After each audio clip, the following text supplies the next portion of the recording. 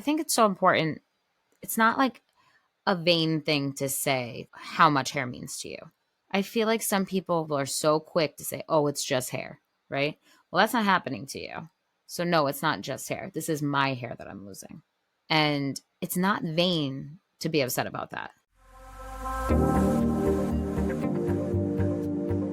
Hey, everyone. Welcome to season 3. This is Shauna. And this is Rosalina. And we're your hosts for Too Young for This Shit podcast. This podcast is not just about boobs, but our journey with cancer. We are young millennials, open about giving you a raw and unfiltered look into our lives. We are in no way medical professionals, nor are we offering medical advice. Any medical references are cited directly from public websites or from our personal diagnosis. Some topics and stories may be triggering to those who are fighting, have fought, or have loved someone with cancer.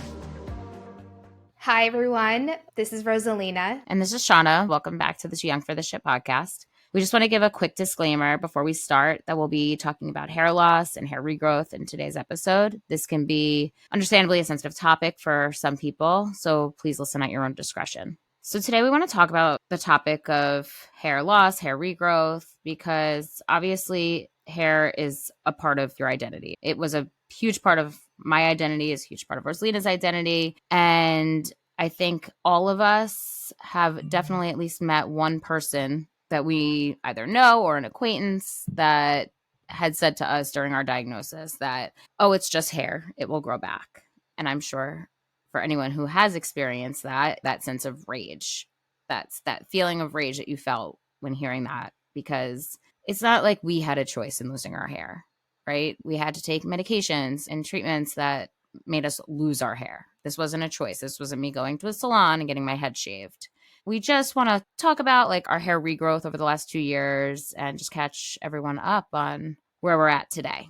Just a quick recap for anyone who didn't listen to our cold capping episode. I used the Paxman cold capping system for 16 rounds of chemo. I did 4 rounds of AC chemo and then 12 rounds of Taxol. Rosalina, what was your capping system? Yeah, so I had the Digna cap cooling system, and I was on 6 rounds of TC. Where are you at in your hair regrowth journey right now? Like, how long is it? How long did it take for you to get to this point? My hair is a little bit more midway of my back, but the short layers make it look pretty short, which it's like totally fine. But, I feel like a lot of people could probably say this, that usually when you have short hair, you would want long hair. When you have long hair, you want to have short hair. So I'm in that stage where I want to have long hair. So I want to go back to how I was pre-cancer. And my journey with my hair was such an up and down journey, where when I did the cooling cap system, I lost about 90% of my hair.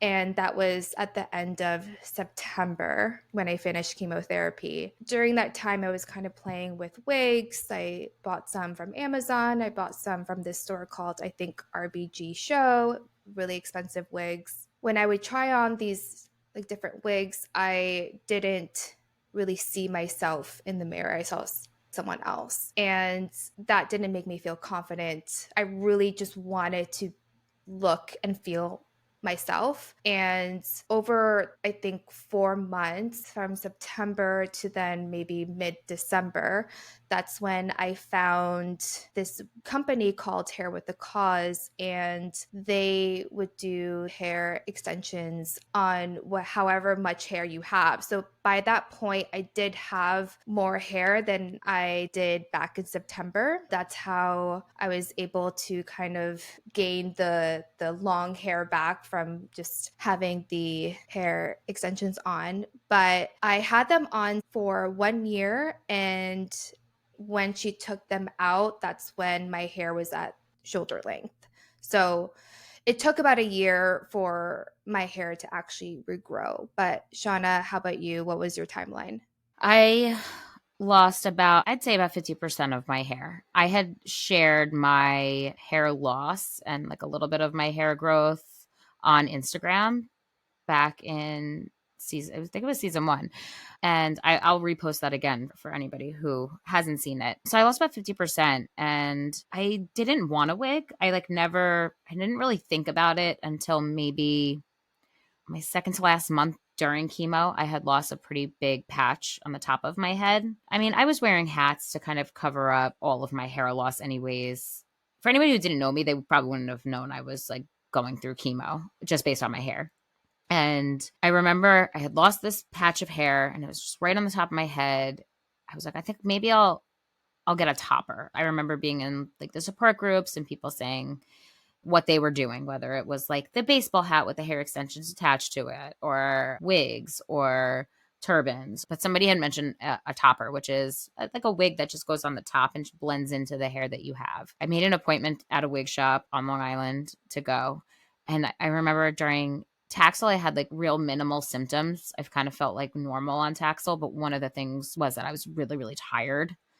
So I remember I drove 20 minutes into the 50-minute drive to go get this hair topper, and I turned around because I was so tired. I didn't think I would make it there. And I never thought about it again. I'm just going to take it as that and just wait for my hair to grow and then get a hair extension. So Paxman suggests that you wait 3 months, so 12 weeks to color, cut, or do anything to your hair. I finished chemo in September, and by December, I had finally gotten my hair colored and I ended up getting hair extensions put in.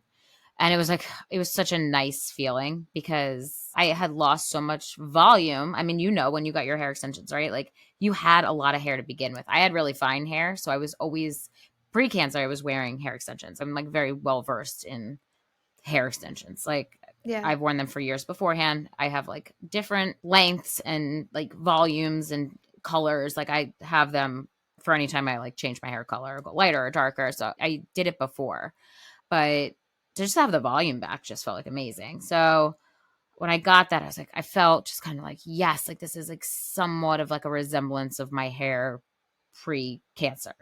So I did hair extensions for, I would say like 6 months. And I did the wefts, the sewn in wefts with the micro links. And I kept having to get them removed because I kept having to have like MRIs for my liver or just routine scans and things like that. So I've had to get them taken out. I want to say I had to get them taken out like 3 times. I was just like, this is like it's costing me a lot of money to get them put in, taken out. My hair was growing so incredibly fast that I would have to get the links moved up, the wefts of hair moved up every like 2.5 weeks. Luckily, my friend is a hairdresser and she came and did it in my apartment, but it's costly. It was not like a cheap service to have done. So I would say after about 6 months of that, I switched over and just strictly wore clip-in hair extensions. I'm still wearing the clip-in hair extensions. I don't wear them all the time. When I go to work, I don't wear them. I just kind of put my hair up. My growth journey has been kind of wild. I had straight hair my whole life. So my hair grew back in kind of like a wave at the end of my growth. So I have like this like mullet thing going on at the moment. So I'm still wearing the clip-ins. I don't really wear my hair down for anybody to see. I have not gotten a haircut yet because I'm like, I don't know. It needs to be a length that I feel comfortable with. So my growth, I would say like the hair that I kept is down to the middle of my back. My growth is just about to my shoulders now. And it's all different lengths too. I had gotten COVID, so I lost some hair. So I have like hair growth from that. Then obviously the hair that's regrown after chemo and then the hair that I had pre-chemo. So there's just like a lot going on and I just don't feel comfortable going outside with just my hair down. And that's just me. Yeah. I would say, and I didn't know this because I thought you probably already gotten a haircut. So I was surprised to hear that you didn't because then I'm like thinking about, well, I haven't either. And so why is it always so like we do things around the same time? I think it's kind of not weird, but I think it's cool and then odd at the same time. Yeah. It's weird. We're like always on the same timeline. We're always on the same timeline. My first haircut is coming up in September. We're launching this episode way after that, but how are you feeling about it? It's exciting and I'm just ready for it. So I was looking for a hairstylist for a while now, and West LA, that's kind of like the area that I live in, it's just not it. And I was looking for someone who knows how to deal with thick and wavy curly hair, to really find someone who knows how to do it. And I saw my friend a couple weeks ago, and I kind of saw like how her hair was, but then she also got it colored too. And I was like, wow, your hair looks amazing. Who's your hairstylist? And then she told me, and I'm like, okay, well, if she did your hair, then I could be a little bit more confident in booking her. She has like a similar texture like myself. So I am really excited. So I'm doing a haircut plus color, and I'm really excited. And it's so funny because when I was texting the hairstylist and she was asking me, can you send me pictures of the color that you want? And most people, what they do is look online and see what pictures they want. But I sent her the picture of my pre-cancer life and how I had it colored. And I was like, I want this. So I am really excited that potentially maybe I'll have some part of that pre-cancer person back, even though my hair is shorter than how it looked like in the picture. But I really, really love that photo. And I'm just excited to embrace that new chapter with my hair journey. So, how are you feeling with your upcoming haircut? I don't even have, like, I have one, but don't have one. So I have two very good friends that are hairdressers. I have my friend Alyssa, who does my extensions and color. And then my very good friend Kathy is the one that I want to cut my hair, because I've gone to her for years and I'll go in and be like, chop it off. And she would like always be like, all right, I got you. And she would cut like maybe an inch, and I would be like, oh, thank God you didn't cut it all off. It's like she knew me enough to know what I wanted and like when to stop. So she knows how nuts I am when it comes to my hair. And I'm waiting for it to get, I need it all the length that I want to cut, and then I'm gonna do like a nice long bob like I had before cancer. I remember in 2020 I cut my hair. I had really long hair. I cut it to my shoulders and I went lighter.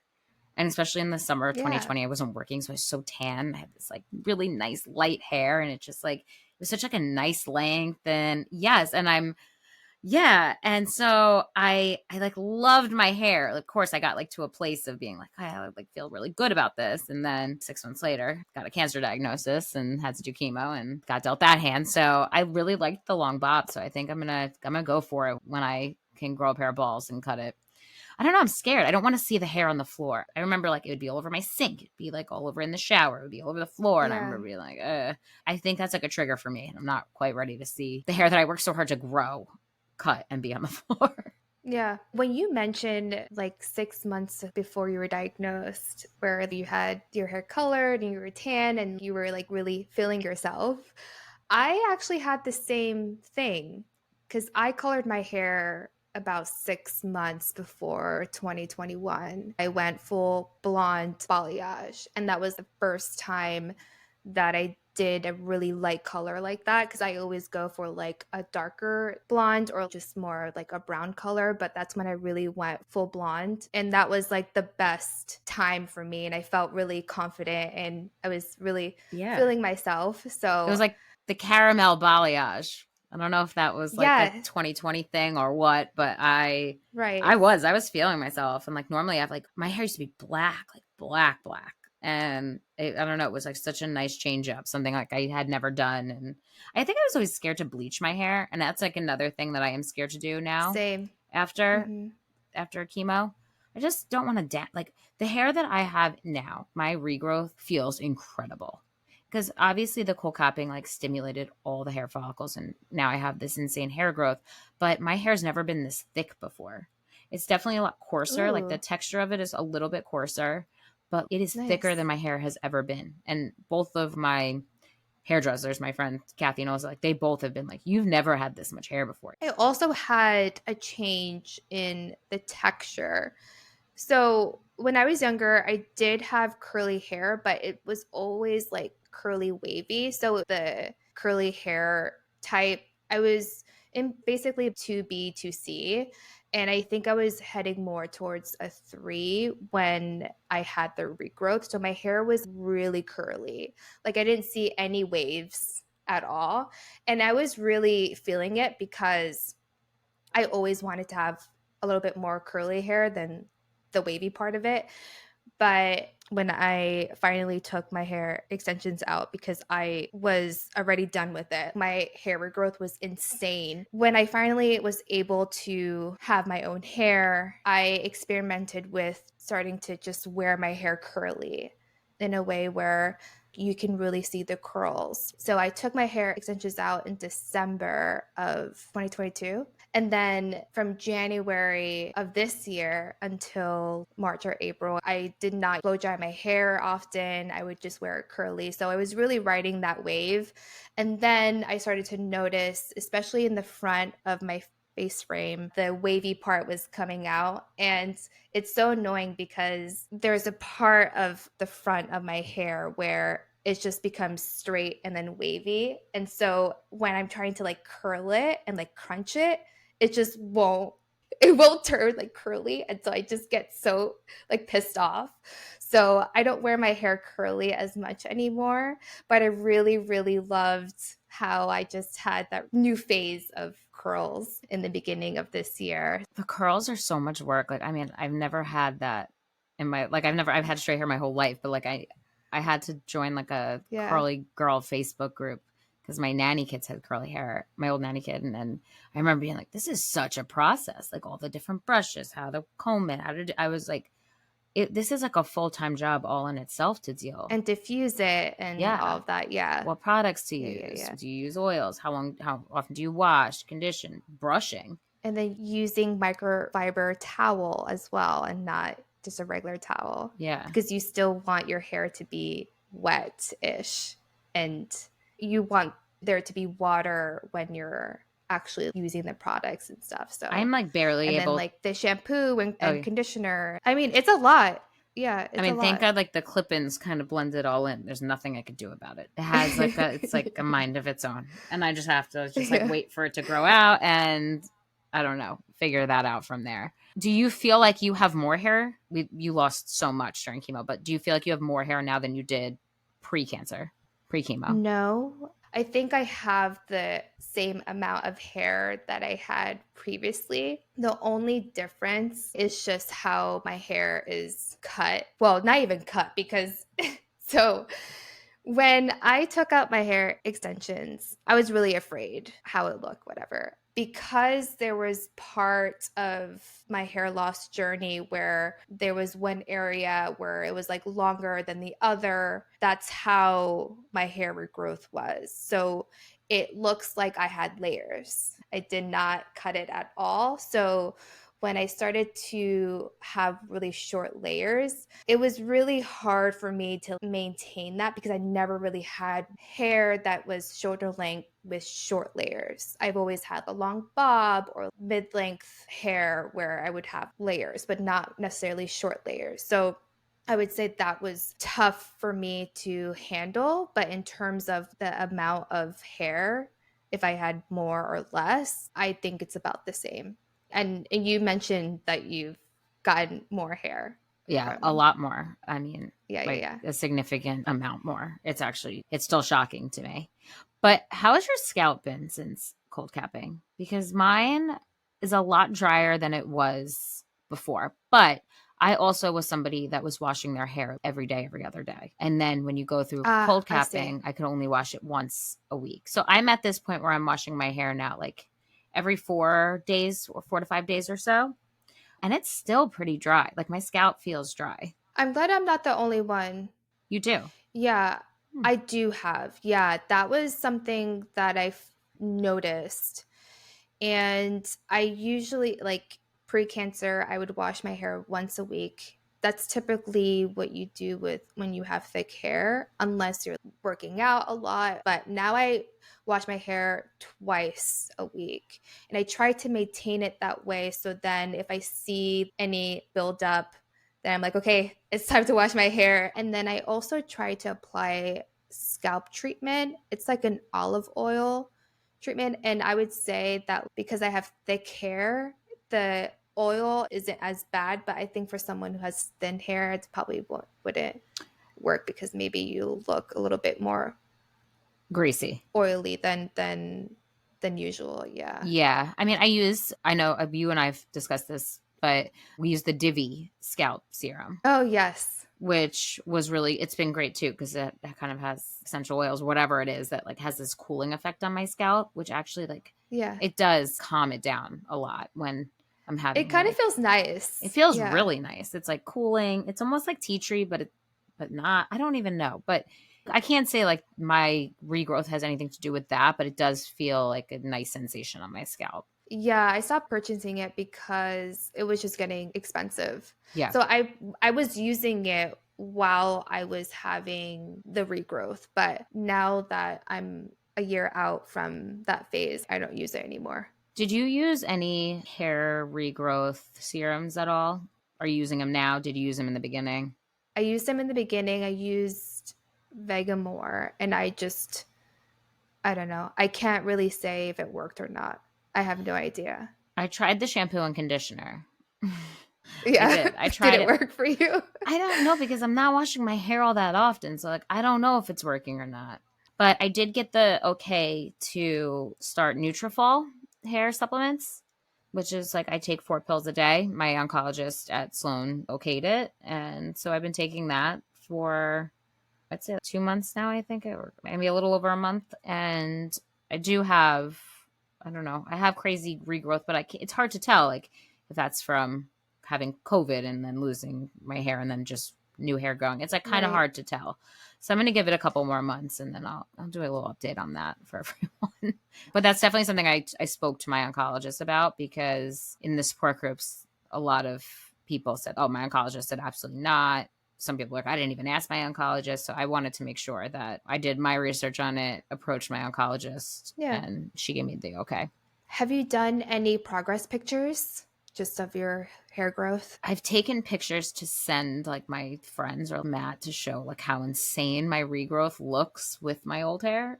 So I don't know if I don't know if I'm comfortable posting it because I'm not even comfortable like walking out of the house like that. But who knows, maybe by the time this episode airs, I'll be a little bit more comfortable to post it. But I haven't been taking it like I did in the beginning of like Yeah, when same. of like my cold capping journey. I think it was really important for me to like document it then because I wanted to see how much I lost and how fast it was regrowing. But once I got the Yeah. extensions, of course, it was like it's kind of difficult to track that because you have extra hair in your head. Yeah. The one thing that we haven't talked about was lashes. Ugh. Yeah, I know. I I feel the same way.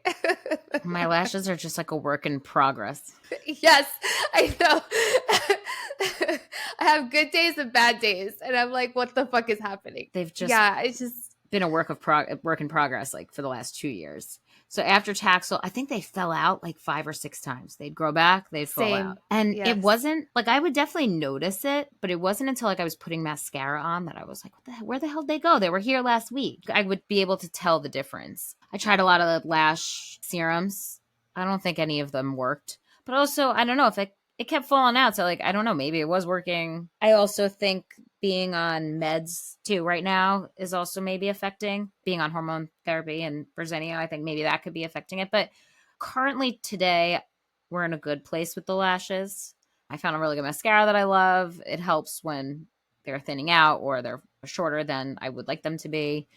But that was really annoying for the last few months after chemo. I just expected it all to just grow back and that was going to be it. But it was not. How's your lash journey? I literally agree with you because it's been a journey. Just like you said, when you apply the mascara, you're like, where the fuck did they go? And you're like, I don't look like myself or I don't look human. I don't know. Yeah, they've just been falling out and I've been really frustrated sometimes. So sometimes I use the lash strips. Sometimes I use the individual lashes. I'm like a pro at it now because I've been just using them whenever I go out. But recently, though, my lashes have been doing a little better. And I think it's because of mascara I'm using and I'm finding like a technique. So I use two like different types, one for the length and one for the volume. They are called Ela. They're the clean brand. I switched a lot of my cosmetics and skincare and everything to clean products because that was important to me. We had a discussion about that. But I got the YSL little mini sample mascara in a box subscription that I get. And I think it's my favorite mascara now of all time. It's just little mini Nice. YSL. And I don't even know if they sell it in that little size because I like getting the trial sizes since you really should get a new mascara every month. A lot of people don't know that. So I always get the Yeah. small ones because they dry out and your eyes have so much bacteria. So like I try to stay with those now. I'm like, I don't even know where to get like these little ones. I hope they make them somewhere. But that's like what I've been using, and it's been like a game changer. It gives me like the perfect amount of length too, even when I'm feeling like I'm having a short lash day. Yeah, Yeah. definitely.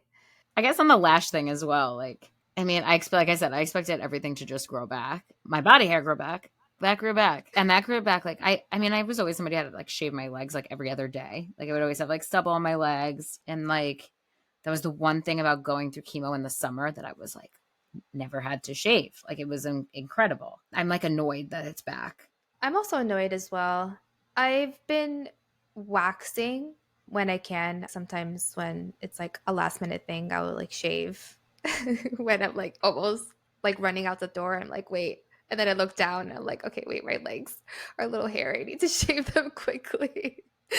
No, but I've been kind of doing both. I've been doing the sugaring wax, like myself at home, or I would just shave, or I would like go to a sugaring place. The one thing though is, so I was like waxing my underarm, and you know how With radiation. the side where you got, yes, like the radiation and your lymph nodes removed, that side is a little numb, but it's weird because when I wax, I still like feel it. So there's a part that I feel, and then there's another part that I don't feel. It's a very weird feeling. I don't know if you have that at all. I haven't gotten waxed. I think after radiation, I read somewhere not to shave under there, but then waxing, it didn't say anything about waxing, but then I got scared because I didn't want, like, I'm very, very Oh, paranoid about my radiated skin.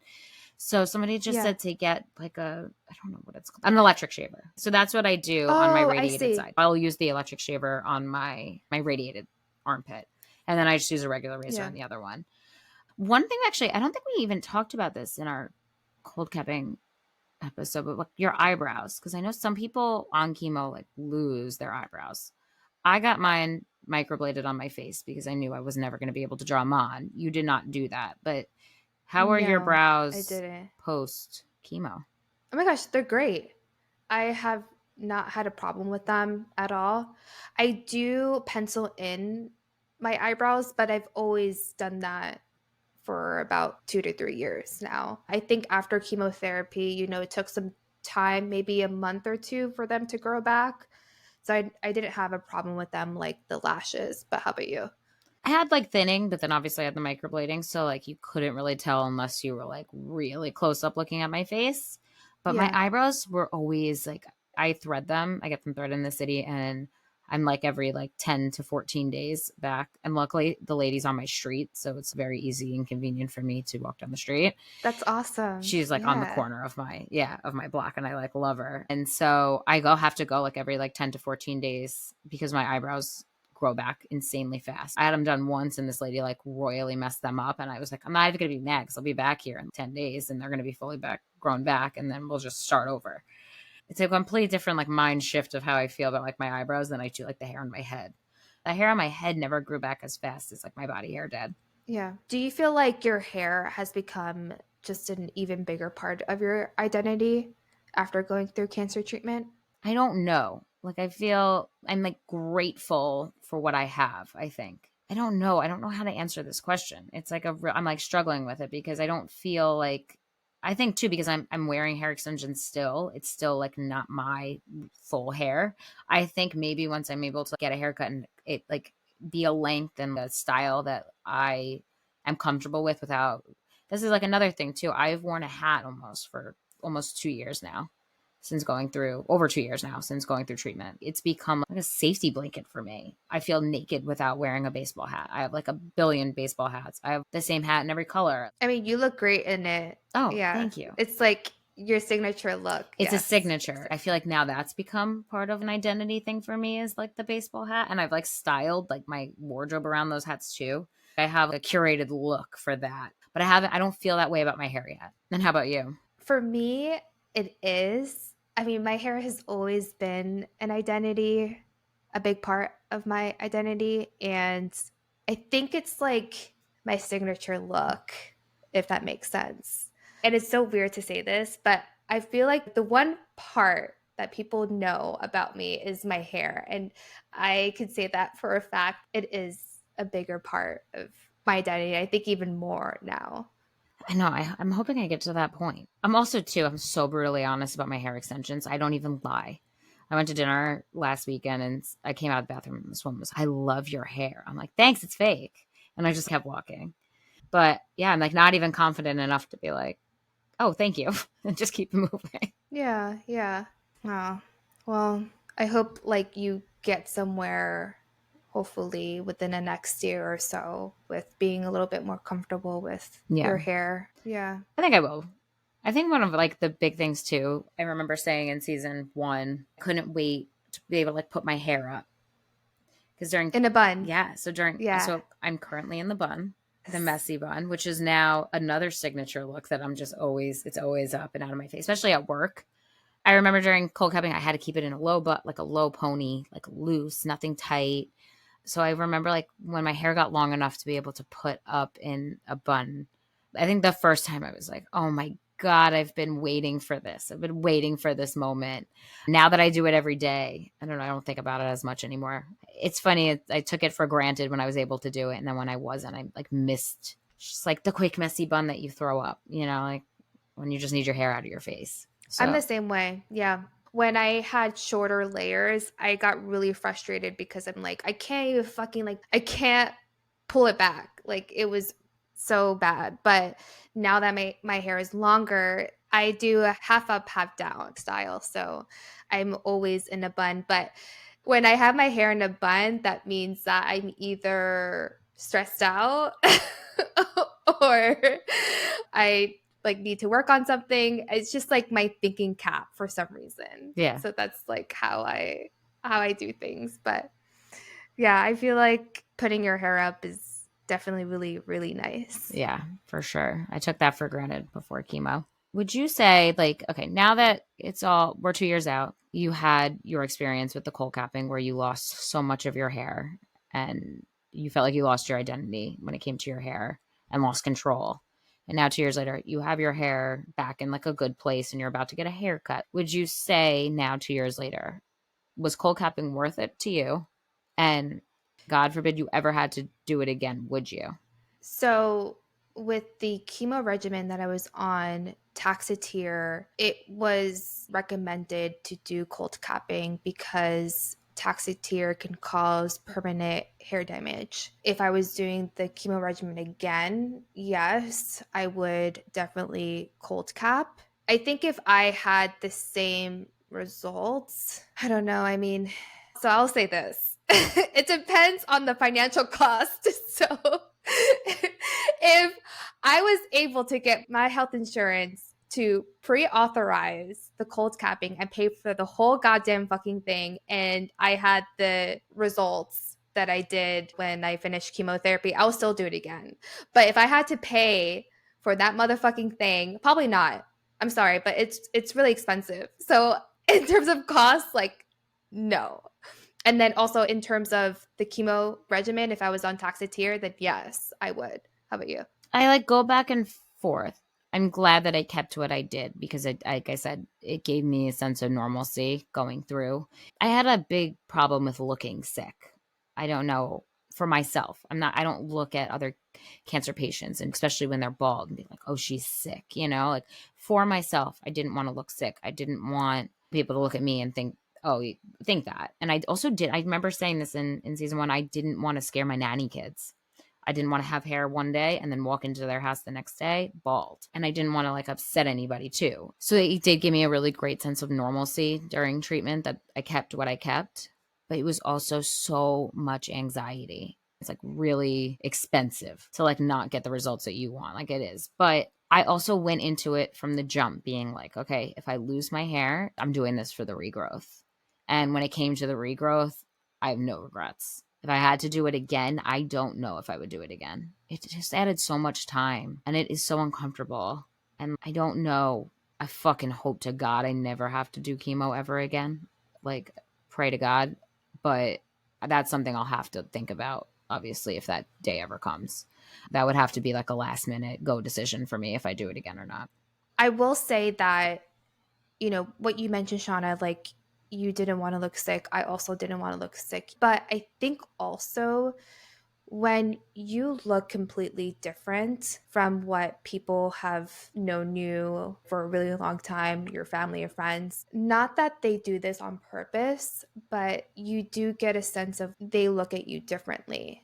And then now you're like, well, now I can see it with your eyes. And now I'm feeling really uncomfortable and I don't want to be here anymore. And I just want to stay home and not go outside. Like, I think it's also a mental thing too. If we're able to do something where we could save our hair, or maybe we wear a wig, or just do something that makes us feel a little bit more confident, we're going to want to be outside more and do our normal activities and whatnot. But when we're not able to wear a wig or save our hair or whatever that is, I feel like mentally we think, I look sick and I don't want people to judge me. And so instead of going outside, I'm just going to stay inside. I think it's also just really hard to not recognize yourself during such a terrible time. And I think that was a big thing for me too, of this is like the worst time in my entire life. I think that if I had lost all my hair, I would have been unrecognizable to my own self and felt even more lost. And that's like, and that was another huge fear of mine. Yes, that's why I got the hair extensions, because once you've kind of encountered depression before, you could note and see where that's heading. And so I could tell with myself that I was heading in that direction where it could get really bad. And in order to change that, I wanted to get the hair put on so then I can feel somewhat like myself. My mood like switched completely. I felt more confident and it was very strange. And when I would go out with my friends, people just approached me. Like once I had the hair, it was extremely weird. And I got approached so many times. And I was like, oh, this is nice. Thank you for complimenting on my hair or whatever. And it's very strange. But I also say that not many people in my family and my friends knew I was going through such a hair loss either. They thought I went through chemotherapy and I was able to save my hair and whatnot. It was very strange because like once they saw me with short hair, they're like, oh, you got a haircut? That's a lot. That's what many people said. Oh, you got a haircut? To close family friends, I would say, no, I lost majority of my hair. I had hair put in for a year, and then this is actually my hair regrowth. But for people that are not close to me, I'm like, yeah, I got a haircut. I don't have to explain anything. You don't know my story. No. It's okay. And it's also like you're just saying, like people approached you. I think it's so important. It's not like a vain thing to say how much hair means to you. I feel like some people are so quick to say, oh, it's just hair, right? Well, that's not happening to you. So no, it's not just hair. This is my hair that I'm losing. And it's not vain to be upset about that. And I think a lot of people feel that way in the grand scheme of it all. When you have to, right, you have to have chemo to save your life. You know, I was mourning my hair and like the hair that I lost and like that sense of normalcy. And that's not vain. A very special thanks to our podcast producer, Bethany Allard, and our podcast editor, Ayla Anderson. Thank you all for listening and supporting our podcast. Sharing our stories with you has been incredibly healing for both of us, and we hope it helps other women in their journeys through breast cancer. Ladies, if you enjoyed this episode, please share it with your friends and fellow breasties. Help us reach more women by subscribing and rating us on Apple Podcasts, Spotify, and now on YouTube. You can follow us on Instagram at TYFTS Podcast and email us at tyftspodcast@gmail.com. We love hearing from you guys, so shoot us a message. We will link any resources from the episode in our show notes.